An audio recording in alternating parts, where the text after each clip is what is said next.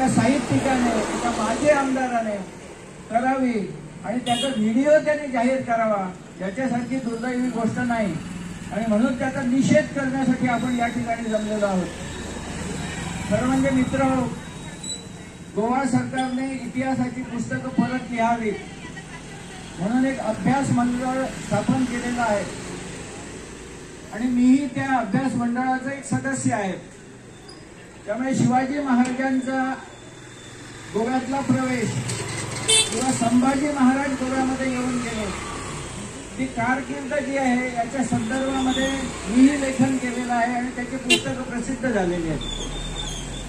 त्याच्यातून मी तुम्हाला आता सांगतो की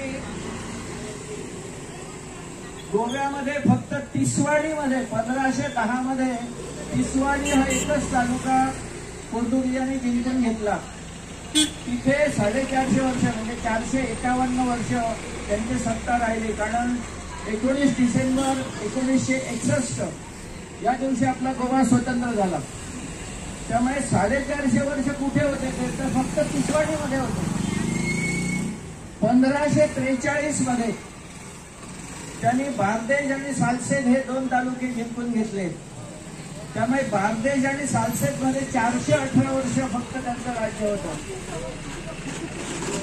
फोंडा, सांगे, केपे आणि काणकोण हे तालुके 1763 मध्ये त्यांनी जिंकून घेतले. त्यामुळे फोंडा, सांगे, केपे आणि काणकोण या ठिकाणी फक्त 198 वर्ष त्याने राज्य केलं पोर्तुगीजांनी. डिचोली आणि सत्तरी हे 2 तालुके त्याने 1781 मध्ये जिंकून घेतले. त्यामुळे फक्त 180 वर्षे राज्य केलं. आणि पेडणे तालुका जो आहे हा सगळ्यात शेवटी त्यांनी जिंकला पोर्तुगीजांनी. तोपर्यंत तो सावंतवाडीचे जे सावंत भोसले त्यांच्या अंमलाखाली होता. म्हणून पेडणे महाल असं म्हटलं जातं. सावंतवाडी महाल, पेडणे महाल, डिचोली महाल, सत्तरी महाल. कारण हा भाग जो होता हा सावंतवाडीचे सावंत भोसले यांच्या अंमलाखाली होता. सगळ्यात शेवटी पेडणे जिंकला. तो कधी माहिती आहे? 1788 साली. आणि त्यामुळे 173 वर्ष पेडण्यावर पोर्तुगीजांचं राज्य होतं. त्यामुळे आमचे मुख्यमंत्री आदरणीय प्रमोदभाई सावंत यांनी जे विधान केलं हे विधान पूर्ण खरं होतं आणि त्याबद्दल खरं तर त्यांचं कौतुकच केलं पाहिजे. त्यांनी बोलताना हे विधान सहज केलेलं असावं, कारण त्यांना माहिती होतं की आपल्याला सुद्धा माहिती आहे जुन्या काबीजाती म्हणजे बारदेश, तिसवाडी आणि सालसेत हे खूप वर्ष पोर्तुगीजांच्या अंमलाखाली राहिलं आणि बाकीचे तालुके हे त्यांनी नंतर सावकाश जिंकून घेतलेले आहेत. मी डिटेल्स दिले कारण मी याचा अभ्यास केलेला आहे. ते जे म्हणतात चुकीची माहिती देतात. बारदेशमध्ये लखुजी सावंत आणि एक नाईक देसाई म्हणून हे 2 सावंतवाडी कुडाळ या भागातले जे रेव्हेन्यू जमा करणारे होते हे तिथून लोकांना त्रास देत आणि येऊन गोव्यामध्ये लपत असत आणि पोर्तुगीजांनी त्यांना संरक्षण दिलेलं होतं.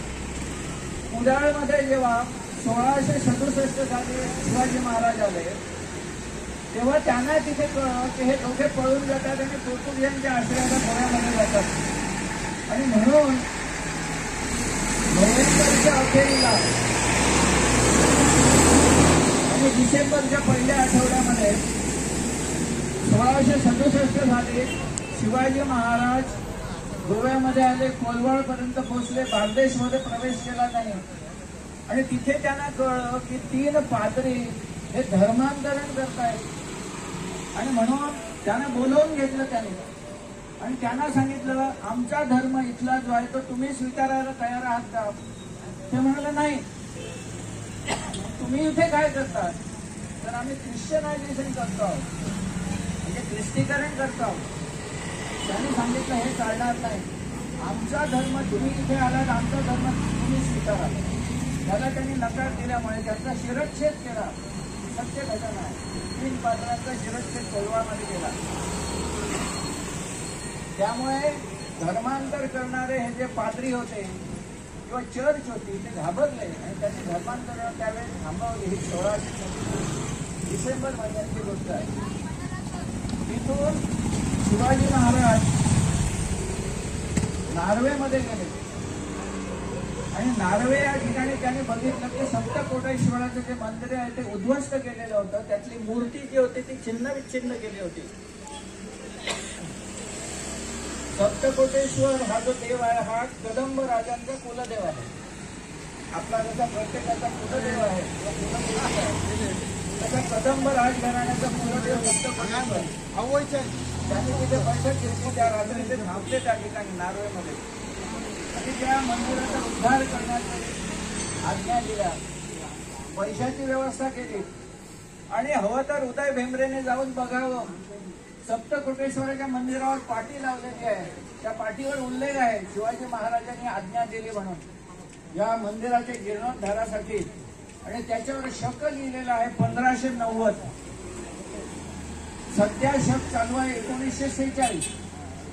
शालिवाहन शक, शालिवाहन राजाचा जो पराक्रम होता त्या निमित्ताने शालिवाहन शक सुरू आहे. 1590 मध्ये त्या ठिकाणी काम सुरू करण्यात आलं. या घटनेला 356 वर्ष झाली. आपण इसवी सणाच्या पद्धतीने जर गेलो तर 1668 या साली फेब्रुवारी महिन्यामध्ये नार्वेच्या सप्तकोटेश्वर मंदिराचा जीर्णोद्धार करण्याची आज्ञा शिवाजी महाराजांनी. त्यानंतर पुन्हा एकदा शिवाजी महाराज 1668 मध्ये दुसऱ्यांदा गोव्यामध्ये आले. तेव्हा त्यांनी फोंडा तालुका जिंकून घेतला आणि पोर्तुगीज खऱ्या अर्थाने तिथे घाबरले. त्यांनी तह केला शिवाजी महाराजांबरोबर असा इतिहास आहे. त्यामुळे उदय भेंबरे जे काही सांगतात हे पूर्णपणे चुकीचं आहे. ते लोकांचा बुद्धिभेद.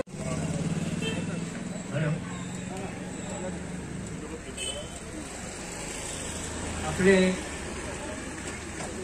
छत्रपती शिवाजी महाराज हे फक्त हिंदूंचेच नव्हे तर संपूर्ण जे इतर धर्मीय आहेत त्या धर्मियांचे नेते आणि महाराज आहेत. कारण शिवाजी महाराजांनी जे स्वराज्याची स्थापना केली त्यामध्ये सर्व धर्माचे लोक होते. तर हल्ली गोव्यामध्ये ॲडव्होकेट उदय भेंबरे यांनी शिवाजी महाराजांच्या बाबतीत एक आक्षेपार्ह अशा प्रकारचं विधान केलं. तत्पूर्वी आपले माननीय मुख्यमंत्री प्रमोद सावंतजी यांनी असं म्हटलं होतं एका भाषणामध्ये की गोव्यामध्ये शिवाजी महाराजांचे शासन होते आणि शिवाजी महाराज होते म्हणून या ठिकाणी हिंदू शिल्लक राहिले, हिंदू धर्म शिल्लक राहिला. याच्यावर उदय भेंबरेने आपले विचार व्यक्त केले आणि त्या ठिकाणी निषेधार्ह अशा प्रकारचे वक्तव्य केलं की छत्रपती शिवाजी महाराजांची सत्ता या गोव्यामध्ये नव्हती.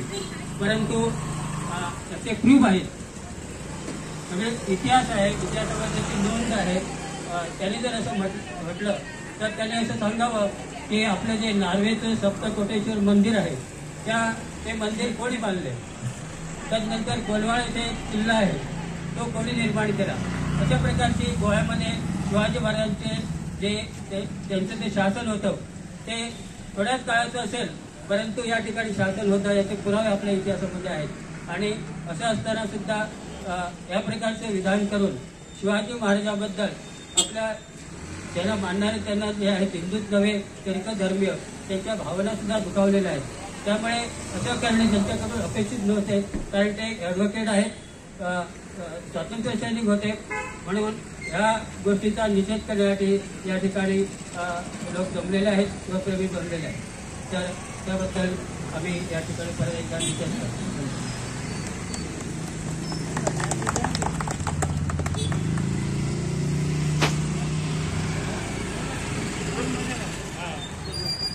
शिवाजी महाराज की जय. हर हर महादेव. जय भवानी. जय शिवाजी. जय शिवाजी. जय भवानी. मित्र, 19 फेब्रुवारीला आपण गोव्यामध्ये सर्वत्र शिवजयंती साजरी केली. आपल्या गावामध्ये सुद्धा शिवजयंती साजरी करण्यात आली. फर्मागुडीला गोव्यातला एक महत्वाचा कार्यक्रम होता. त्या कार्यक्रमामध्ये बोलत असताना गोव्याचे मुख्यमंत्री आदरणीय डॉक्टर प्रमोद सावंत यांनी असं विधान केलं होतं की छत्रपती शिवाजी महाराजांनी गोव्यातल्या काही भागावर त्यांचं राज्य होतं आणि 450 वर्षे पोर्तुगीज गोव्यात होते किंवा त्यांची सत्ता होती असं जे आपण म्हणतो ते चुकीचं आहे. फक्त 3च तालुक्यावर म्हणजे बारदेश, तिसवाडी आणि सालसेत अशा 3च तालुक्यावर त्यांची सत्ता होती. बाकीचे तालुके हे हळूहळू त्यांनी ताब्यात घेतलेले आहेत असं डॉक्टर प्रमोद सावंत यांनी म्हटलं होतं. त्याला उत्तर देताना दुसऱ्या दिवशी ॲडव्होकेट उदय भेंबरे जे कोकणीचे खूप मोठे साहित्यिक, आता सध्या ते 82 वर्षांचे आहेत, विद्वान आहेत, त्यांनी एक व्हिडिओ जाहीर केला आणि त्याने म्हटलं की मुख्यमंत्र्यांनी जी विधानं केली ती चुकीची आहेत. शिवाजी महाराजांनी गोव्यात राज्य केलंच नाही, हांगाच्या बायलांक उखलून व्हेली असे शब्द आहेत. शिवाजी महाराजांच्या विषयी ते असं म्हणतात की हांगाच्या बायलांक तांच्यांनी उखलून व्हेली. पोर्तुगीजां बरोबरच्या लढाईत शिवाजी महाराजांचा पराभव झालो आणि म्हणून त्यांचा तह करचो पडलो. अशा पद्धतीची विधानाची चुकीची विधानं असतात. ही चुकीची